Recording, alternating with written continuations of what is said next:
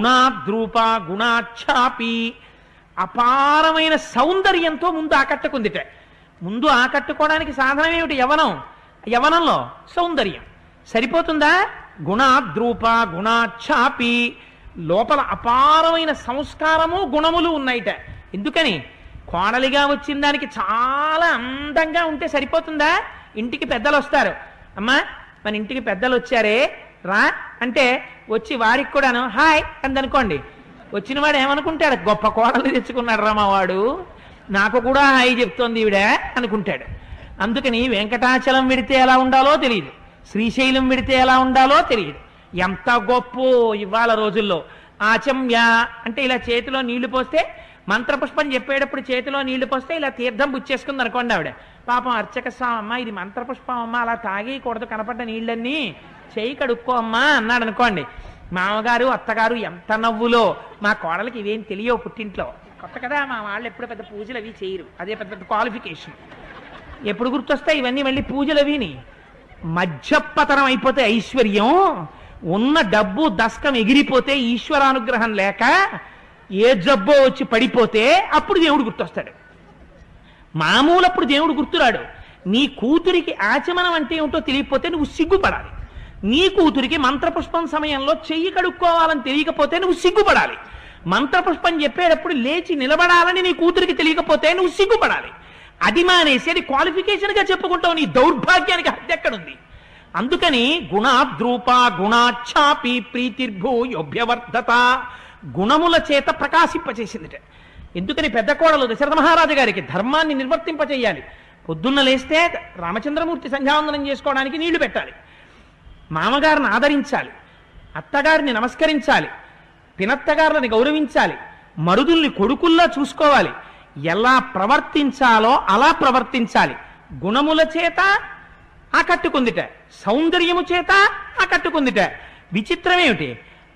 మహానుభావుడు వాల్మీకి మహర్షి అంటారు, ఇలా ఉండడం గొప్ప కాదుట, గుణాద్రూప గుణాఛాపి ప్రీతిర్భూయోభ్యవర్ధత కాదుట. తస్యాశ్చ భర్తాద్విగుణం హృదయే పరివర్తతే అంతర్జాతమపి వ్యక్తామాఖ్యాతి హృదయం హృదా. సీతారాములు కొంతకాలం సంసారం చేసిన తరువాత సీతమ్మ తాను ఏమనుకుంటోందో రాముడికి నోరు విప్పి చెప్పేది కాదుట. రాముడు ఏమనుకుంటున్నాడో సీతమ్మకి నోరు విప్పి చెప్పేవాడు కాదుట. ఇది దాంపత్యానికి పరీక్ష. ఎందుకు పరీక్ష? ఆయన స్నానానికి వెళ్ళవలసిన వాడు స్నానానికి వెళ్లకుండా 2 గదుల్లో అటు ఇటు తిరుగుతున్నాడు అనుకోండి. తువ్వాలు బాత్రూమ్ తలుపు మీద ఇందాకే వేశానందనుకోండి భార్య, దాంపత్యం అర్థమైంది. వాడికి తువ్వాలు మాత్రం కనపడదు, ఇంట్లో తిరుగుతుంటాడు రోజు అలాగా. అందుకని తువ్వాలు బాత్రూంలో వేసేశాను అని చెప్పి, ఇవాళ లేట్ అయిపోయింది సంధ్యావందనం చెప్పి అప్పుడే పని మనిషి కానీ ఇల్లు తుడుస్తూ కనపడిందా ధూళి తొక్కేస్తానని ఇక పెద్ద గంతులు మొదలెడతాడని, స్నానం చేసి బయటికి రాగానే మన్నీళ్ళు మీకు పూజ గదిలోకి పెట్టేశాను, పంచి అక్కడ పెట్టేశాను, మీరు అందులోకి వెళ్ళిపోవచ్చు అని చెప్పింది అనుకోండి. ఆయన హృదయం ఈవిడకి అర్థమైంది. ఈవిడ హృదయం కూడా ఆయనకు అలా అర్థం కావాలి. ఆవిడ ఒక మనసులో ఒక భావన ఉందనుకోండి, నోరు విప్పి చెప్పక్కర్లా, భర్త కనిపెట్టగలగాలి. భార్యాభర్తలంటే నిశ్శబ్దముగా హృదయములతో మాట్లాడుకోగలగాలి. ఇది ఒక్క భారతీయ దాంపత్యానికి ఉన్న గొప్పతనం. ఇంకా ఎక్కడా ఈ గొప్పతనం చెప్పారు. భారతదేశంలో హర్ష సాంప్రదాయంలో దాంపత్యం అంటే ఏమిటో తెలుసా అండి? కొత్తగా పెళ్ళైనటువంటి వాడు ముగ్గని బంగిరి పిల్లి మామిడి పండు లాంటి వాడు.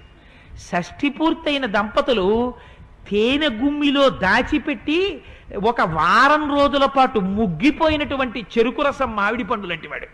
అసలే చెరుకు రసం మిగల ముగ్గిపోయింది, తొక్క పచ్చగా అయిపోయింది, ఎక్కడన్నా కన్నం పడిందా కారిపోతుంది అంతే తేనె.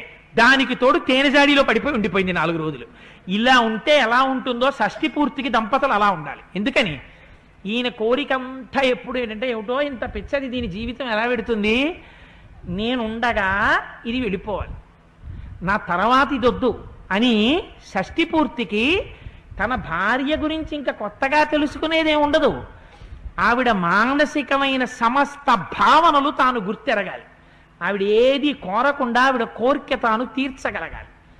ఆవిడ షష్ఠి పూర్తికి గొప్ప కానుక ఏమిటి ఇవ్వగలగాలి? షష్ఠి పూర్తి అయిపోయిన మర్నాడు కారు బుక్ చేశాను, నీకు ఇష్టమైంది చేస్తున్నాను రేపు అన్నాడు అనుకోండి. ఏమిటో ఏమిటో ఏమిటో అనుకుంటుంది ఆవిడ. నిన్ను శ్రీశైలంలో అంతరాలయ అభిషేకానికి మన ఇద్దరం పెడుతున్నాను రేపు అన్నాడు అనుకోండి. అబ్బా నిజంగా నా కోరిక తీరిందండి అని అనుకోండి. ఇది భర్త గుర్తిరిగాడు. భారతీయ సంప్రదాయంలో, హర్ష సాంప్రదాయంలో గొప్పతనం ఏమిటో తెలుసా అండి? అస్తమానం మాట్లాడుకుని కోరికలు చెప్పుకోవడం కాదు దంపతులంటే. ఇంటికి ఎంత గొప్పగా ఉండేదంటే, భార్యాభర్తలు ఉన్నారనుకోండి, ఈయన ఎవరితోనో మాట్లాడుతుంటే పెద్దలైన వారు వచ్చారు, ఇటువంటి వారు వచ్చినప్పుడు వారికి ఒక పంచా కండువా పెట్టడం అనేటటువంటిది ఆయనకి చాలా ఇష్టమైన విషయం అనుకోండి. ఈవిడ లోపలికి వెళ్ళి అప్పుడే ఒక ట్రేలో ఓ చీర, ఓ పంచా, ఓ కండువా, 2 తాంబూలాలు, 2 పళ్ళు, 2 వక్కలు సిద్ధం చేసేస్తుంది. ఆయన అయ్యా మేము ఇంకా బయలుదేరుతామండి అనే వేళకి ఒకసారి రండి అంటుంది, అంతే. ఒక్కసారి ఉండండి అని గబగబా వెళ్ళిపోతాడు ఉత్తరీయం వేసుకుని. ఏమిటి అర్థం? లోపల చీర పంచా సిద్ధంగా ఉంటాయని తెలుసు. ఎలా తెలుసు? ఈయన యొక్క సంస్కారాన్ని ఆవిడ చదువుకుంది. ఇవి హృదయాలు మాట్లాడుకోవడం అంటే. ఇలా ఎదగడం దాంపత్యం. ఇది ఎదగడం గొప్ప. కానీ ఎంతకాలమైన దిక్కుమాలిన టీవీ పెట్టుకుని రాను రాను భర్తని కూడా ఒరే కోటేశ్వరరావు అని పిలవడం, ఇంకా వీలైతే హలో అండం, ఈవిడో జీన్స్ ప్యాంటు, ఆయనో జీన్స్ ప్యాంటు, ఆయన పురుషుడో ఈయన స్త్రీయో, ఈయన స్త్రీయో ఆవిడ పురుషుడో తెలియని దౌర్భాగ్య స్థితి. ఆఖరికి తన పిల్లల్ని తాను కూడా ఇంగ్లీష్లో మాట్లాడుకోవడం, ఇటు కుక్క పిల్లని ఇటు పిల్లాన్ని పెట్టుకుని ఇద్దరికి చెరుకో ముద్ద పెట్టడం, ఇదంతా పెద్ద కల్చర్ అనుకోవడం. 4 రోజులు స్నానం చేయకపోవడం, 11ంటికి కూడా స్నానం చేయకుండా దిక్కుమాల గుడ్డలతో వంట చేసుకోవడం, ఇవన్నీ భారతీయ సంస్కృతికం. ఇవి ఐశ్వర్యానికి హేతువులు కవు. ఇది రామాయణంలో వాల్మీకి మహర్షి చాలా సుతారంగా చెప్పారు, సున్నితంగా చెప్పారు.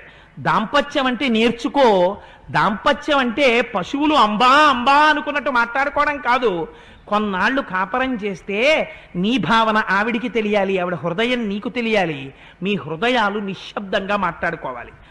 తస్య భూయో విశేషణ మైథిలీ జనకాత్మజ దేవతాభిస్సమారూపే సీతా శ్రీరివ రూపిణి. సాక్షాత్తు దేవతాకాంత వంటి సీతమ్మ, లక్ష్మీదేవి వంటి సీతమ్మ. ఏ ఇంటి ఇల్లాలి వల్ల ఆ ఐశ్వర్యం వచ్చిందో ఆవిడ లక్ష్మి. గృహలక్ష్మీ గృహే గృహే. అందుకే ఒక్కొక్క పిల్ల గడప తొక్కితే ఐశ్వర్యం వృద్ధిలోకి వచ్చేస్తుంది. అందుచేత అటువంటి తల్లిట ఆయనంటారు వాల్మీకి మహర్షి, తండ్రి గారు ఎంచిన సంబంధము అని రాముడు ప్రేమించేట. సీతమ్మ తల్లి ప్రేమించడానికి కారణం లేదుట. మా నాన్నగారు ఎంచి సంబంధం చేశారని కాదుట. సీతమ్మ ఎందుకు ప్రేమించిందిట రాముణ్ణి? ఈయన నాకు భర్త అంటే.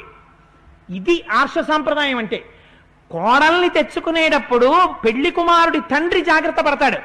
మంచి పిల్లని కోడలుగా తెచ్చాను అనుకుంటాడు.